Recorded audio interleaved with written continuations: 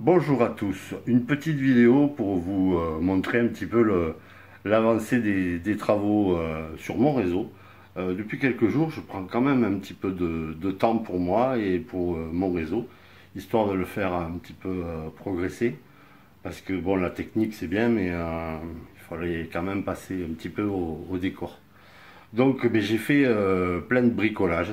Je vais vous montrer, par exemple, j'ai commencé là la station diesel. Alors voilà ce que j'ai fait quoi. Tout ça c'est de l'impression 3D évidemment. Alors là ça c'est les bouchons de champagne là. Ça contient du sable. Alors je les ai fait pour le moment je les ai fait bleus, mais je suis pas convaincu. Alors j'en ai fait un autre modèle, mais c'est un modèle simple, jaune. Alors je sais pas, j'hésite la couleur là. Vous me direz ce que vous préférez. Du bleu ou du jaune. Là je trouve en fait c'est peut-être pas le bleu qui me choque, mais je trouve que j'ai un peu loupé la patine. Voilà, bon on verra, j'améliorerai ça. Là j'ai mis au point toujours en impression 3D une manche à eau, je vais y arriver. Là j'ai un petit peu patiné mon mât, bon voilà très bien, voilà, je mettrai des photos si jamais. Et voilà, de ce côté-là, c'est à peu près tout. Et puis ensuite, je me suis attaqué à un gros morceau au niveau micro-mécanique. Le passage à niveau, que j'avais cassé il y a quelques temps de ça, que j'avais quand même réparé depuis, mais ça marchait avec du fil de nylon, et ça ne me convenait pas vraiment. Donc là, je me suis débrouillé pour concevoir des pièces en impression 3D, de manière à ce que toute la mécanique des barrières soit intégrée dans le moteur Alstom lui-même. Donc voilà ce que ça donne. Donc évidemment il y a le son comme avant, les barrières qui se ferment, le train passe. Alors là la nouveauté c'est que le passage à niveau s'ouvre au dernier wagon qui est passé, c'est-à-dire exactement comme un vrai. J'en dirai pas plus là-dessus pour le moment, mais ça fonctionne exactement comme un vrai passage à niveau. C'est-à-dire que si le train est long, eh ben, le passage à niveau reste fermé longtemps. Il attend le dernier wagon. Et si le train est court, ben, finalement les voitures n'ont pas longtemps à attendre. Voilà. Alors pour info, j'avais d'abord essayé des résistances. Alors là, les LED sont câblés 2 par 2 en série. J'avais d'abord mis, donc il reste en gros 1 volt à faire chuter quoi, hein. J'avais d'abord mis 1 kOhm de résistance, et visuellement ça allait bien, mais en vidéo c'était vraiment très très fort, et là certainement que ça doit encore éclairer pas mal. Et pourtant là je suis passé à 2 kg 2, ce qui fait que je suis à 0,5 mA sur les LED. Donc je pense que les LED me survivront sans problème. Voilà pour le passage à niveau qui va se relever. Voilà, voilà. Ensuite, j'ai créé ici un nouveau signal. Parce que là, ici, il y avait un vieux signal Jouef qui était bien moche. Bon, mais j'ai mis un nouveau signal avec l'armoire électrique, la boîte à piles et tout. Comme sur le passage à niveau. Le passage à niveau, la maison, je l'ai un petit peu plus patiné. Il y a autre chose aussi que je veux intégrer là, ici dans le coin. C'est ce signal là qui est un signal complexe que je vais intégrer certainement ici là, à l'entrée de la gare. Je sais pas si c'est très... Enfin, je pense que oui, c'est plausible ça. Voilà, il faut que je me renseigne là-dessus, mais je connais quelqu'un qui va me renseigner parfaitement. Voilà, voilà pour ce coin-là à peu près, quoique non, on n'a pas fini. Là, ici, j'ai un petit peu, j'ai repeint les lampadaires, et surtout, je les ai alimentés, on verra ça tout à l'heure, je les ai alimentés en 5 volts, parce que malheureusement, ce sont des ampoules, et c'est donné pour 12 volts, mais si on alimente ça avec du 12 volts, d'abord, ça éclaire énormément, et en plus de ça, et comme ça chauffe énormément, et comme c'est du plastique, et ben ça fond énormément aussi. Donc voilà, il fallait quand même réduire ça. Alors ça donne une couleur bien jaune, mais bon, c'est à peu près, je pense que c'est à peu près les couleurs qu'on peut trouver sur ce genre de lampadaire. Ensuite, je me suis réalisé ici un signal nain, enfin j'en ai fait plusieurs, hein. Un signal nain donc de voie de service quand il n'y a pas besoin d'avoir un grand mât ou quoi. Et évidemment, tout ça, ça fonctionne. Voilà, là, ça passe au violet, donc c'est un carré violet, quoi. Hein. Violet, on s'arrête. Blanc, c'est voie libre. Voilà. J'ai un peu rajouté un peu de flocage ici, mais c'est vraiment loin d'être fini. Parce que maintenant, il faut que je fabrique des arbres.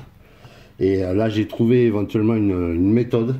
Je vous en ferai profiter si ça marche bien. Une méthode pour faire des arbres vraiment réalistes, quoi. Et pour 3 francs 6 sous, parce que voilà, moi, ma chaîne ici, c'est toujours le même propos. Hein. Je présente pas des trucs qui valent super cher.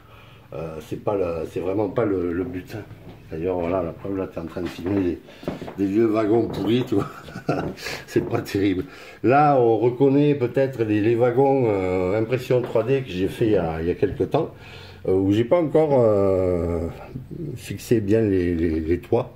En fait, je me suis rendu compte qu'il faut quand même... Je vais mettre un écrou dedans, un bon écrou pour les lester un tout petit peu. Après, sinon, ça roule super bien, il n'y a pas de souci. J'ai créé en impression 3D, il faut que je les peigne d'ailleurs, des attelages magnétiques. Ça va vraiment super bien. Au moins, ça tient. Pas de souci là-dessus. Voilà, puis j'ai un peu plus floqué, quoi. J'avais juste la base, j'avais la base des volumes, j'ai rajouté un peu de flocage par-ci par-là, mais c'est loin d'être fini, tout ça c'est pas floqué. Et puis là, il me faut des arbres, vraiment des beaux arbres, et des arbres assez conséquents. Voilà un petit peu les nouveautés. Alors, parmi les bricolages de cette semaine, j'ai aussi continué mon fond en ciel. Alors, c'est du papier peint, hein, tout simplement. Et évidemment, je ne suis pas retombé pile poil sur la couleur de l'ancien, mais je pense qu'en peignant ici des nuages, et puis là, je vais vraiment mettre un arbre assez conséquent. Ça devrait quand même cacher un petit peu la misère. Alors je sais pas chez vous, mais aujourd'hui, ici, il a fait vraiment très chaud, quoi. J'ai l'impression qu'il pourrait bien y avoir un orage. Généralement, ici, quand il y a un orage le soir, au moment où la nuit tombe. Oui, Huguette, bon d'accord, il fait nuit, ou presque là, mais ça va, t'as pas peur. Là, tu vois, il y a les lampadaires allumés. Ça va, on y voit clair quand même, hein, à peu près quoi. Qu'est-ce que tu dis? Des nuages noirs qui viennent du nord, colorent la terre, les lacs, les rivières. Ouais, c'est le décor. Quand il va pleuvoir. Ah, tu crois qu'il... Mais tu sais que c'est très bon ça, ça pourrait faire je sais pas, une chanson peut-être. Mais je savais que tu étais un peu poète. Tu es même doublement poète. Tu es poète quoi. Allez, on va le voir cet orage. Allez, on y va. D'ailleurs, je l'entends déjà.